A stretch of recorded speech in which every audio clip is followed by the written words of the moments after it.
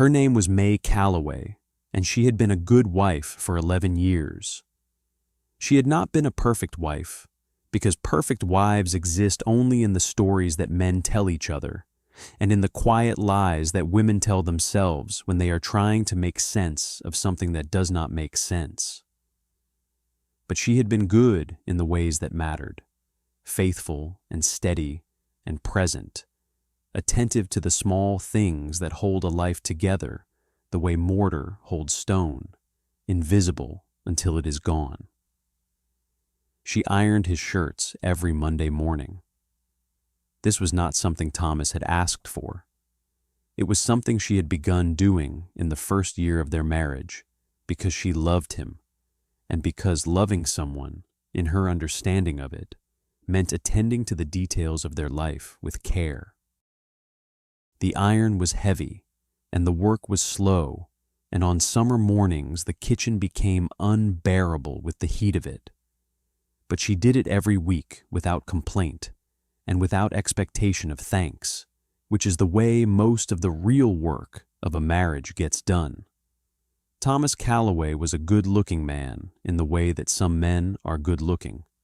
Not remarkably, not in a way that stopped conversation when he walked into a room, but solidly, dependably, in a way that had made 20-year-old May look at him across the church social in Harlow Creek and think, that is a man I could build something with. He had a cattle operation on the eastern edge of Frio County, 230 acres of dry grass and cedar, and one reliable creek that ran through the middle of the property like a thin promise. He worked hard. He came home at the end of the day smelling of cattle and dust and sometimes rain. He sat at her table and ate her food and slept in her bed, and in the morning he put on one of the shirts she had ironed and rode out again.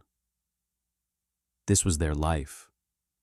It was not a large life, but it was a real one, and May had loved it with the particular loyalty of a woman who had chosen something and meant the choice. The neighbor's name was Grace Harmon. She had come to Frio County 3 years ago with her husband Robert, who had bought the Delacroix property on the north side of the creek.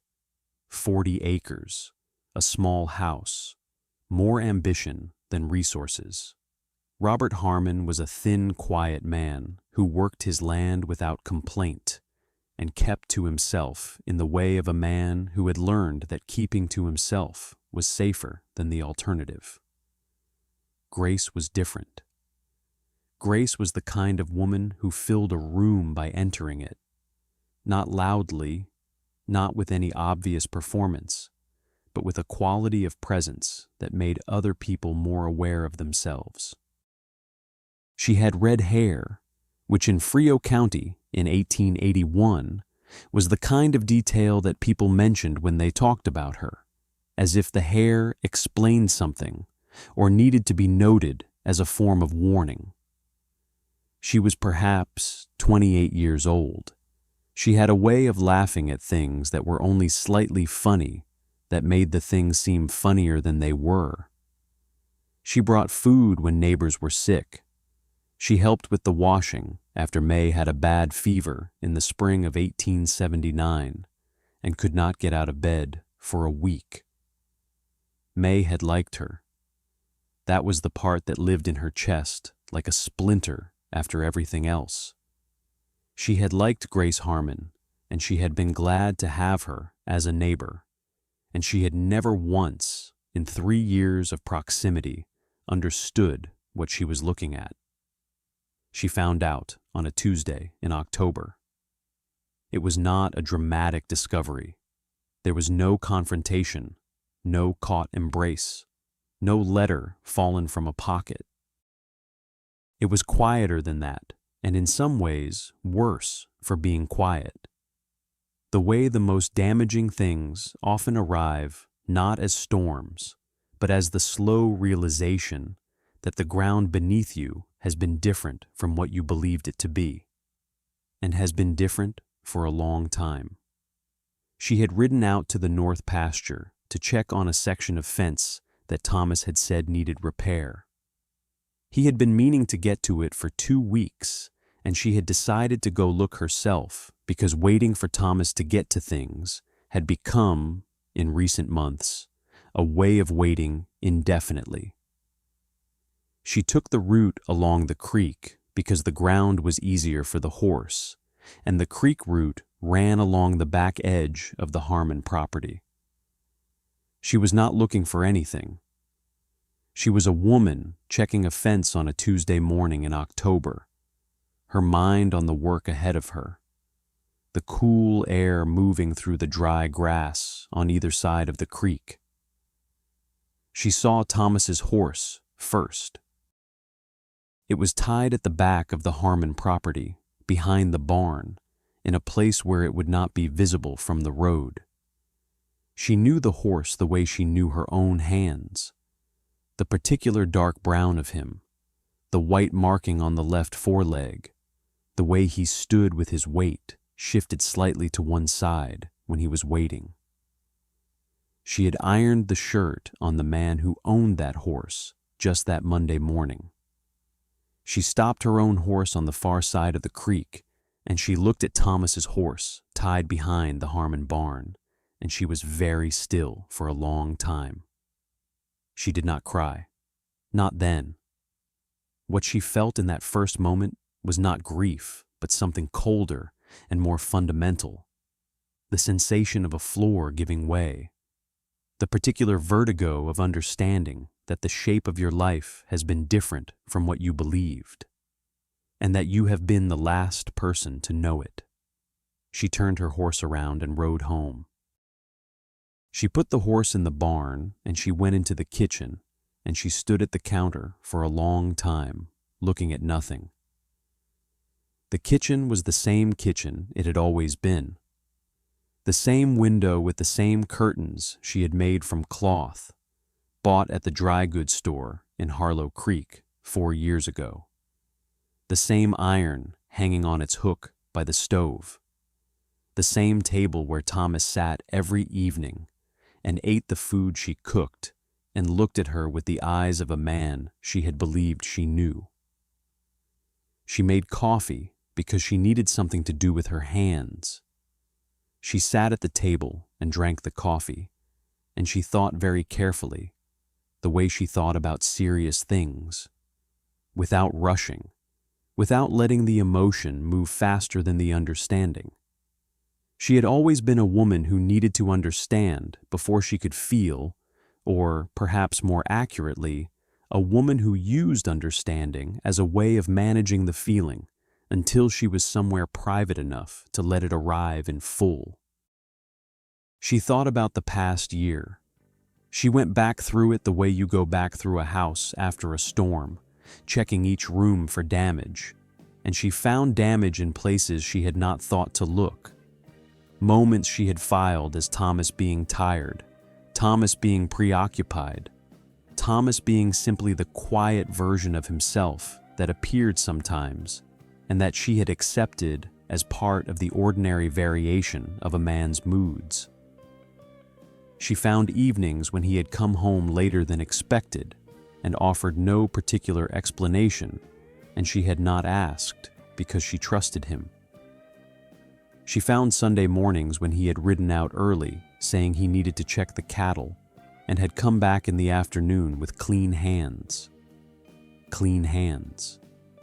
A man who has been checking cattle does not come home with clean hands. She had seen this, and she had not seen it, the way the mind protects itself from what it is not yet ready to know. Thomas came home at his usual time that evening. She had made supper. This was a decision she had made deliberately during the long afternoon of waiting. She would make supper, and she would put it on the table, and she would sit across from him, and she would look at his face, and she would know what she knew, and he would not know that she knew it. And in that space between his ignorance and her knowledge, she would decide what to do. He came in and washed up at the basin and sat down, and she put the food on the table and sat across from him, and he talked about the cattle and the fence and a man he had spoken to in town about the price of beef in the spring.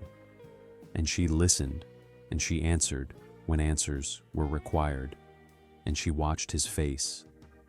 He was the same. That was the terrible thing. He was exactly the same man who had sat across this table every evening for 11 years. The same voice, the same hands, the same way of holding his fork, the same small, unconscious habits of a person so familiar that you have stopped seeing them clearly. He did not look guilty. He did not look like a man carrying something. He looked like Thomas Calloway eating supper at the end of a Tuesday in October, which was what he had looked like every other Tuesday for as long as she had known him. She understood then something she had not fully understood before, that a person could live a double life, not because they were extraordinary in any way, but simply because the people who loved them were trusting. That betrayal required no special darkness in a person, only a sufficient willingness to allow someone else to carry the cost of your choices.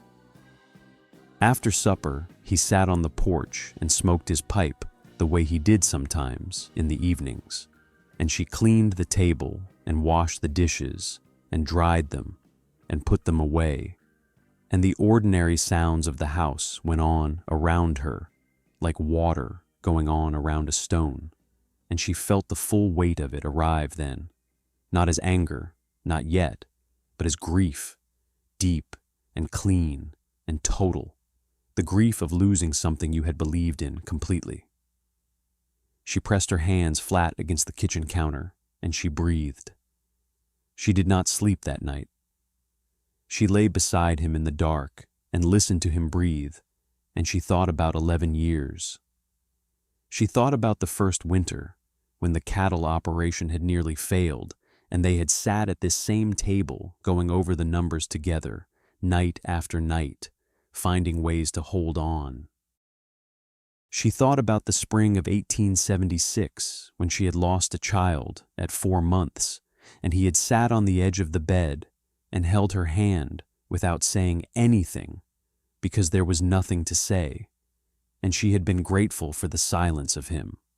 She thought about small things, the way he had fixed the kitchen window without being asked the winter it began to let in cold air, the way he had once ridden 12 miles in a storm to bring back the doctor when she had the fever, the way he had looked at her on their wedding day in Harlow Creek with an expression she had believed, completely and without reservation, was love. She thought about Grace Harmon bringing food when she was sick. She thought about Grace Harmon's red hair and her way of filling a room. She thought about Thomas's horse tied behind the barn in the place where it could not be seen from the road, and she understood that this meant he had thought about it. He had made a choice, and then he had made the practical arrangements that the choice required, which meant the choice had not been an accident or a moment of weakness, but something planned, something ongoing, something that had its own geography and its own schedule. Beside her, Thomas slept. She told no one for 2 weeks. This was partly because she was not yet certain what she intended to do, and she had always believed that you did not speak a thing into the world until you knew what you meant by speaking it. And partly it was because telling someone would make it completely real in a way that even she, who had seen the horse and understood what it meant, had not yet fully allowed it to be. She went about her days. She ironed his shirts on Monday. She cooked his meals and kept the house and rode out to check the fence she had originally been riding, to check when she found what she found, and she repaired 3 sections of it herself with wire and pliers because the work needed doing, and because physical work was the only thing that quieted the noise inside her enough to let her think. She watched Thomas. She watched him with the particular attention of a woman who now understood that she had not been watching carefully enough, and what she saw confirmed what she already knew. The Tuesdays when he came home slightly later, the particular quality of his absence even when he was present, the way a man looks when part of his attention is permanently elsewhere. She thought about going to Grace Harmon's door and saying what she knew. She thought about this many times, in many different versions. In some versions she was cold and direct. In some she was something she was not proud of. But every time she imagined herself at that door, she also imagined Grace Harmon's face. And what she saw in her imagination was not a woman who would be shamed, but a woman who had made a choice the same way Thomas had made a choice, with full understanding of what it cost and who paid for it. The person who had not made a choice was May. The person who had been given no say in any of it was May. She decided on a Friday evening in November. She had been sitting at the kitchen table with the lamp burning, and she had been looking at the lamp and not thinking about anything in particular, which sometimes was when the clearest things arrived. And what arrived was simply this: she could not stay. Not because she stopped loving him. She was not sure she had stopped loving him, which was its own particular cruelty. The way love does not simply end because it has been given reason to. The way a river does not stop running because the land around it has changed. She still knew the shape of him better than she knew anything else in the world. She still heard him come through the door in the evening and felt the old familiar settling that comes from the presence of someone you have lived beside for a long time. But she could not stay in the same house with a man who had made her invisible. That was the word she came to, sitting at the kitchen table with the lamp burning in the November dark.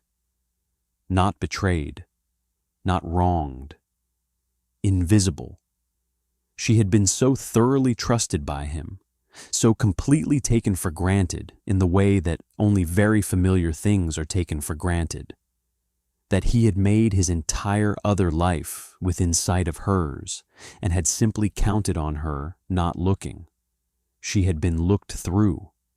She had been the fixed point that everything else moved around, present and reliable and unquestioned, like the furniture. She could not be that anymore. She told Thomas on a Saturday morning. She did not tell him where she had been when she saw what she saw. She did not describe the horse or the barn or the cold October morning on the creek.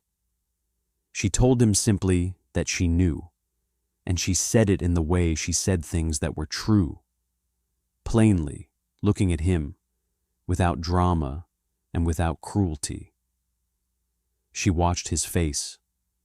She had thought about this moment many times during the 2 weeks of knowing, had tried to prepare herself for what she would see when she told him: shame or anger, or the collapsed relief of a man who has been carrying a secret and is finally relieved of it. She had thought she was prepared for any of these things. She was not prepared for what she actually saw, which was grief. Real grief, sudden and unperformed. The face of a man who has finally understood what he is losing at the precise moment he can no longer prevent losing it. He looked at her across the kitchen table, and his face did something she had not seen it do since the spring of 1876, when she lost the child, and she understood that he loved her, that he had always loved her, that the love had been real, and was real, and had been real the entire time he had been riding to the Harmon property on Tuesday mornings. And that was the part that broke her completely. Not the betrayal, the love. The fact that both things were true simultaneously, that a person could love you fully and still do this to you. That love was not the protection she had always believed it to be. She sat at the table and she cried. Thomas sat across from her and he cried too. They sat in the kitchen they had shared for 11 years and wept in the particular way that people weep when something real is ending, and both of them know it, and neither of them can stop it. She left before Christmas. She went to her sister in Medina County, 4 hours west, which was far enough. She packed what was hers, her clothes, her mother's quilt, the iron, because she had bought it herself before she was married, and it was hers by every right. And she loaded these things into the wagon, and she drove herself out because she did not want Thomas to drive her, did not want the last thing she saw of the Callaway land to be his face watching her go. The morning she left was cold and clear, the kind of Texas winter morning where the sky is so pale it looks almost white, and the air has a clean, sharp quality that makes everything vivid.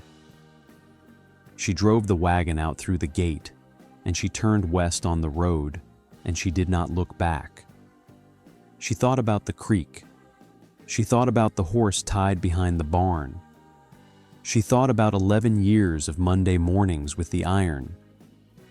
She did not think about Thomas's face when she had told him. She could not afford to think about that yet. What happened to the others was the kind of ending that satisfies no one. Thomas sold the cattle operation in the spring, not because he had to, but because he could not make himself stay on land that had been so thoroughly altered by what he had done to it. He moved north to Comal County and started smaller, and whether he found anything there that resembled peace was not something May ever knew or tried to find out. Robert Harmon found out about Grace in January. How exactly he found out was not something the county ever settled on a single story for, but that he found out was certain, because by February he had left the Harmon property and gone east, back toward the family he had come from, and Grace was alone on the 40 acres with the small house and the creek running along the north edge and the red Texas sky above her, which was what she had gained from all of it and what she was left with. May never went back to Frio County. She built something in Medina County with the patience and stubbornness that had always been her most reliable qualities.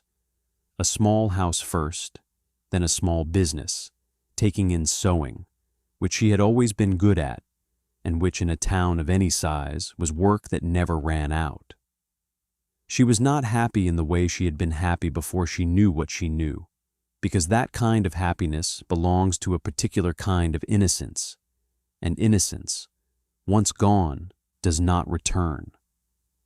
But she was herself, fully and completely herself, with no part of her given over to being invisible for anyone. She ironed her own clothes on Monday mornings, and only her own, and the iron was lighter than she remembered. There is a particular kind of grief that has no villain. Thomas Callaway was not a cruel man. Grace Harmon was not a wicked woman. Robert Harmon had done nothing wrong to anyone. And May had done everything right, which is its own form of loneliness. West Texas in 1881 did not have words for these things. It had land and weather and work. It had the creek running regardless of what happened on its banks. It had the pale sky and the dry grass and the absolute indifference of the horizon. Sometimes that indifference is the only honest comfort available